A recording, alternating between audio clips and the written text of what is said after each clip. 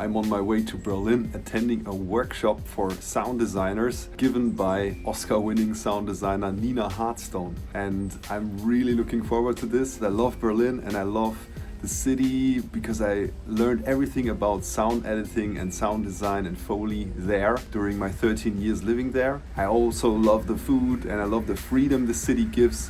I have a couple of notes written down that I will share at the end of this video, so my key learnings. So let's go!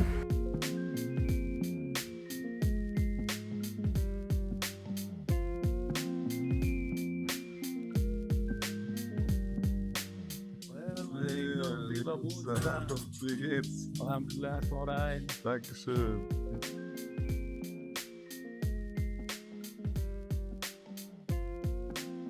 I finally arrived at Funkhaus Berlin, a little bit early. I have so many good memories to this place here, Funkhaus Berlin. I once rented a studio here, the former studio of Paul Kalkbrenner, because we wanted to record Foley in there, and it turned out that these rooms are not really acoustically insulated anymore because the building is so old. And the facility manager, also showed us the legendary studios here.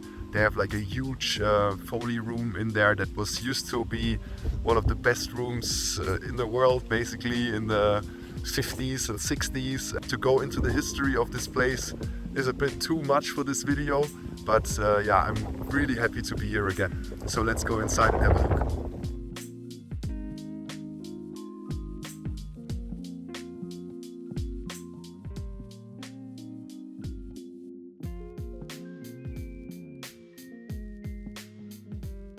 Behind me is this prestigious building with one of the best recording rooms for orchestra in the world, and they also have the Foley studio in there. We visited that place, it was shown to us, but there was no way to actually rent it out permanently, because if they rent it out, let's say for Red Bull Music Academy for a week, they will get more rent than when we would rent it for the whole year.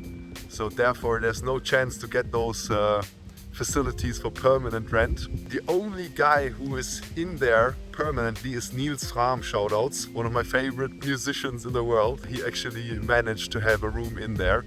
I already found out where the workshop will be. It's just there, so let's go and have a look inside.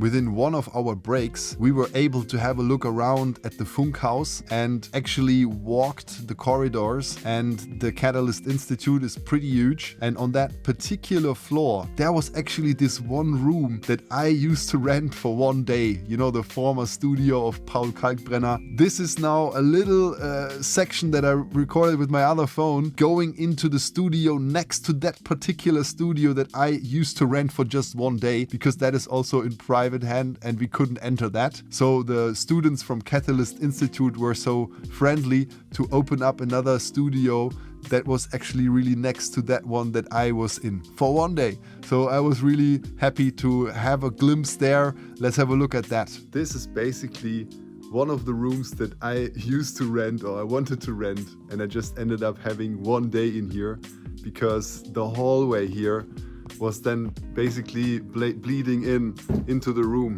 and I thought with the walls like that thick,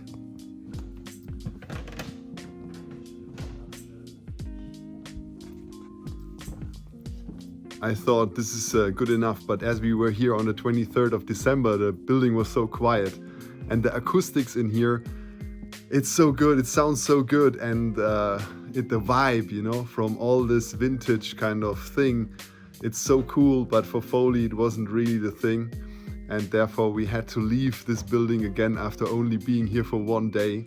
But it feels so great to be here again and to have this workshop here. And now let's get back. Day one. It started off at 10 a.m. in the morning and everyone was kind of gathering in the lobby. And then I found out it's not only the workshop for the sound people, there was also a workshop for acting directors and one for choreographers. So we all had to like kind of gather with the right bunch. And then there was a bit of waiting involved because they had to change the rooms. That was a great chance to already get to know people and network. So I was talking to Cornelius, who is a sound designer from Berlin, and we talked about his path, and I told him everything about the online business thing that I'm really passionate about these days, and he was really interested in that. So we had these kind of discussions with people, and then when we entered, Nina introduced herself briefly, gave a quick overview about what everyone can expect, and then every participant could introduce themselves quickly. It was really interesting because there were like seasoned professionals with 26 years of experience in dialogue editing. My friend CEO of Studio L'Equipe and Masters of Sound, Philip, with his team was there. So a lot of experienced sound professionals. Then I met Davide, also a professional that started out as a sound production mixer, also a great guy. And I met many other people there.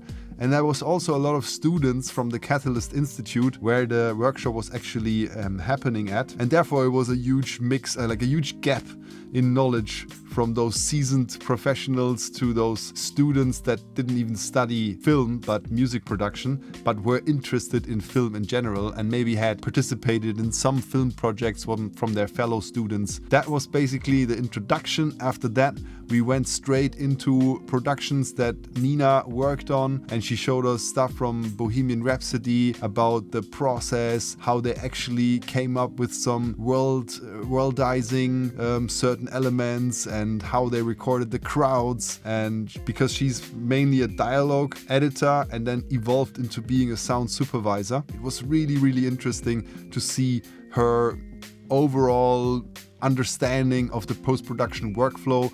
So she also shared that. She has basically a presentation where she goes through all these topics. So there was like a broad overview for everyone that was maybe more catered to the not that experienced people. And then we went into the nitty-gritty and she showed examples of crowd recording and worldizing and these kind of things, ADR, and really interesting stuff. And we could also ask questions along the way, which was great. So after the really intense first day, we then split and I went ahead and had dinner with David where we could connect further, which was actually really great. Day 2, also a wrap.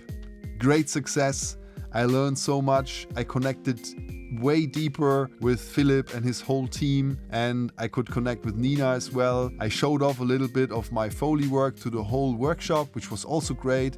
Other people showed their works at the end, so it was really, really engaging and informative, and for networking reasons, a great thing for me personally. Here are my key learnings that I gathered from all the stuff that Nina shared from her projects and her overall experience as a sound supervisor. When Nina starts a project, she already caters a sound effects library for the movie into the picture editing room to make sure that they already start their editing and designing process, because when they edit the picture, they always cut some sound to that as well, some ambiences, some hard effects, this and that. So she wants to make sure that they already use stuff that she likes and she thinks the movie needs, because then she avoids that the director gets familiar with sounds that the picture editor decides to use and then falls in love with those sounds, as those high budget movies have a lot of conforming work because there are so many picture iterations. So then you have to cut all your audio according to the new picture version, which is called conforming. She was talking about 2 softwares that she's using. That is one Ediload and the other one is called Kraken, which I never heard because I'm not editing dialogue for a couple of years now. As a sound supervisor and dialogue editor and supervisor, she always makes sure that the Foley editor gets a checked version of the dialogue. So she makes sure that the version of the dialogue is actually all safe with all the footsteps that play back in the dialogue, because sometimes the Foley editor gets like something that is not final, and then the footsteps in the dialogue, in the production sound, is not really in sync with the image. So she makes sure that the Foley editor has the final version and all the footsteps that are audible in the production sound are basically copied and will be used like that. As a sound supervisor, she's also involved early on with production. So when there's a big crowd of actors invited to make like mass scenes, she makes sure to send a second unit sound team to this production day and record voila and songs maybe with these people deliberately, because she knows the budget for inviting 350 people for a voiceover session, that will not happen. Therefore, she makes sure to capture this opportunity with all those people on set as good as possible. Nina also delivers real props from the movie to the Foley studio. If there's anything specific in the movie, she makes sure that the Foley team actually gets those props from the film production. Nina is a dialogue editor, and she explained that when she edits the boom and the clip mic together, she's not cutting the clip mic really narrow under the boom, but she's also using the whole kind of air from the clip mic so that she gets other details in if possible. When she is delivering the tracks to the ADR recording studio, she makes sure that each actor has the clip mic being exported to the stage specifically, because sometimes in the bounce of the dialogue, when it's from the picture editor or something, some sentences are not really understandable. So therefore, if she delivers the clip mic, that is basically then a reference to understand everything what they said properly. To wrap this up, there was a Q&A at the end, and one of the students said if she likes this plugin within Ableton called ML Distance, which is a spatial plugin and you can do a lot of things with it. And then she said basically, you know what?